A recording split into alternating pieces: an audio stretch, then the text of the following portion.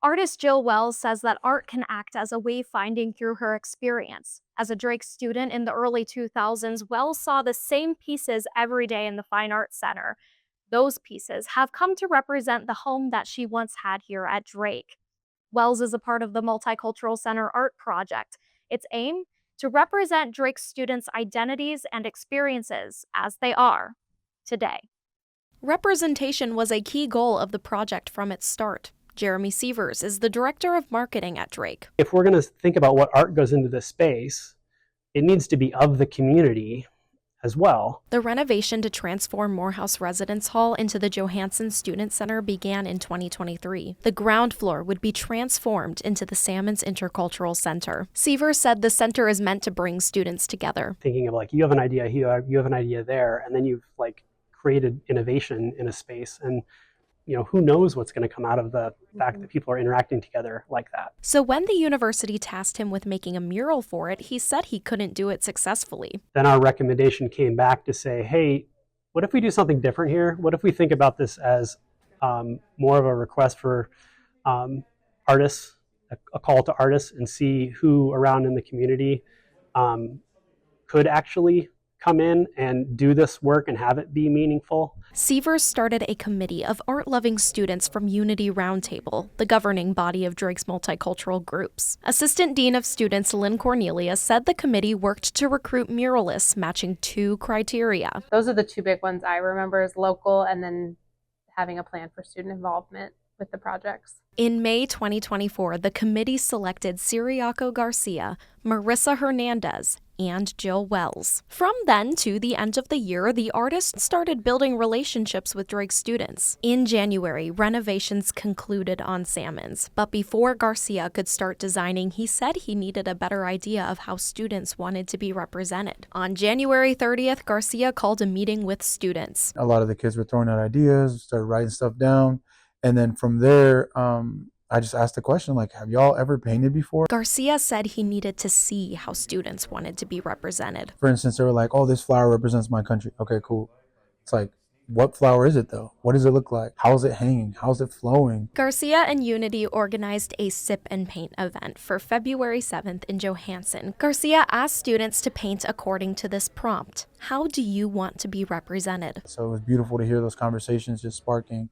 And there was people sitting with, it was just a safe place for everybody to be able to, talk about their culture, talk about who they are, and, where they come from. Garcia brought the students' canvases with him to the drawing board. And a lot of these paintings and drawings that I put up here, that's from the sip and paint. The center of Garcia's mural has a depiction of space, encouraging viewers to see identity from a larger perspective. What do the aliens think about us, kind of thing, like, they see us like we're together, human race, they see skin and bones, right? While Garcia wants viewers to recognize that we're all the same, he also wants them to feel seen for their differences. It's not just white people here in Iowa. There's people of color, and we need to represent that. We need to show that, because representation is everything. Especially me being a Latino and putting sugar skulls and my culture on here. There's going to be Chicanos, Latinos that come in here, and they're going to be like, damn, look at me, look at my people are being represented. The sugar skull is one of many symbols in Garcia's collage-style mural. It also features a person with a prosthetic leg, traditional Jewish challah bread, women of Islam. The list goes on. Like with her custom color palettes, Marissa Hernandez said she is intentional about diversity. The representation of the figures is really important to me.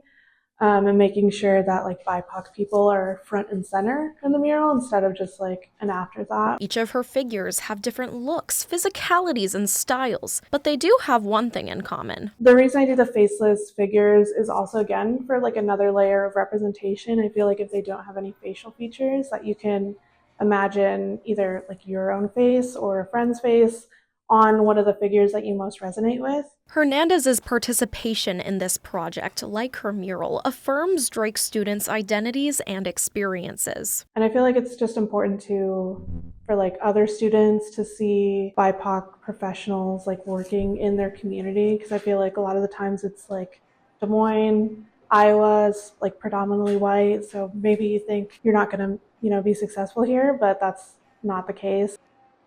Before designing her artwork for Sammons, Jill Wells consulted Morgan Coleman, a former Drake student who led the Paint It Black movement in 2018. The movement came after 5 Drake students received anonymous notes with racist rhetoric. Students and faculty painted Painted Street black to stand in solidarity with the targeted students. Wells asked Coleman to share her dream for the Paint It Black movement. She's like, I don't want to speak for other people. Her response was, one, very tethered to time, which I thought was really powerful because here we are reflecting back in this moment in 2025. When students come to Drake, Wells said, they inherit an experience. And sometimes that thing does not seem positive. I inherited something that seems very heavy.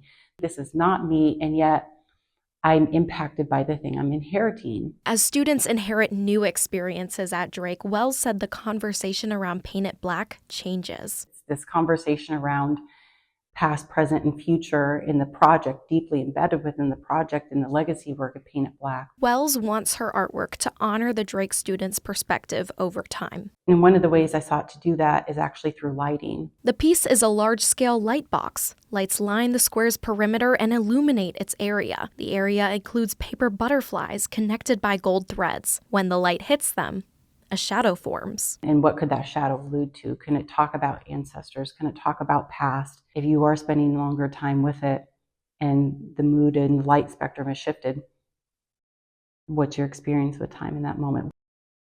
Drake senior Andy Turnbull has been involved in the Multicultural Center Art Project since its start. They believe art is a necessary component of Sammons Intercultural Center. Art is a way you can express yourself, and you can also express what your community means to you, and getting your voice out there and getting yourself heard and seen, and then that can lead to potentially community changes, political changes.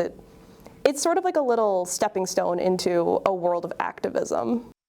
And as students are out there changing the world, perhaps there will be a moment where they pause and remember the home that they once built at Drake among these works. This has been Sadie Jones, Drake Broadcasting System, Des Moines, Iowa.